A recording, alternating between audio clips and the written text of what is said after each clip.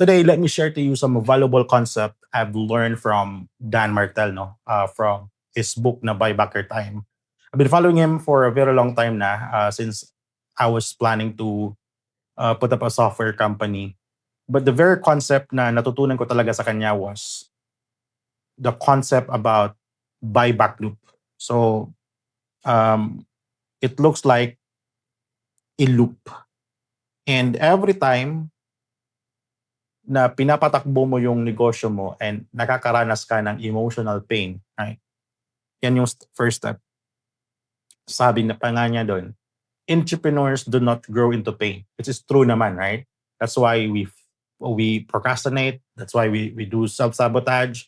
That's why we create false belief. Hindi tayo makaangat-angat. It's because there is an emotional attachment or emotional pain that we are feeling in. It could be leveraging tasks that are admin in by nature na as a founder hindi mo dapat siyang ginagawa. It could be talking to clients. It could be scaling your business. Sometimes we stall na lang kasi we think na every time na we scale, it creates another pain. But the very concept na kailangan mong matutunan here is you have to be very aware of that pain. Because yung next level niyan, it starts with awareness. Now, pag aware ka na, you have to do some audit, right? Energy audit. So this is pain. Right? Next is you have to audit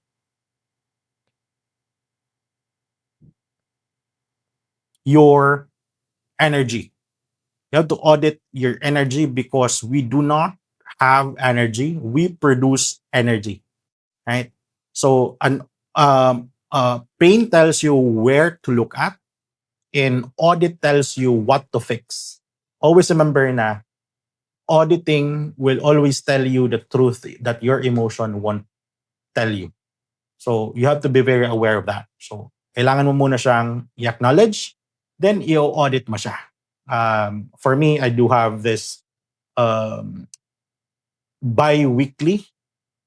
How am I performing in terms of my lead generation, in terms of acquisition and delivery? So I need to audit my feeling around it, right? So i-audit mo siya so that pag aware ka na itong bagay na to, hindi naman to dapat ako yung gumagawa, then you proceed to the next level, which is you transfer, right? You transfer it.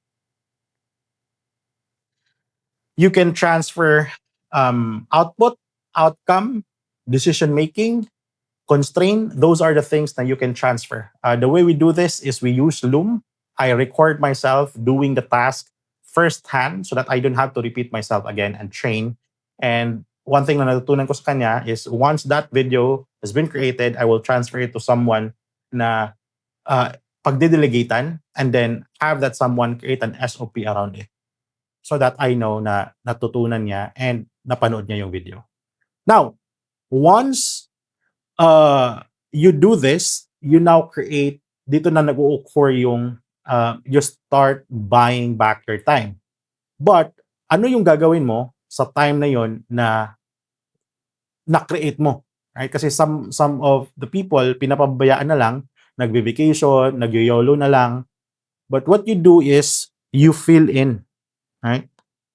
Kailangan mo siyang i-fill mo siya ng mga tasks that would move you to the next level.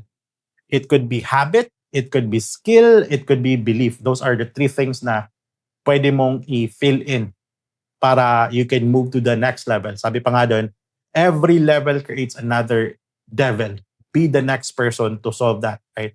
So now, when you experience another pain, then you audit, you transfer, and you fill in, right? So that's how you work on the business, not in the business. So I hope you learned something out of this video. And should you have any question, let me know in the chat. And for now, I will see you on the other side, buyers.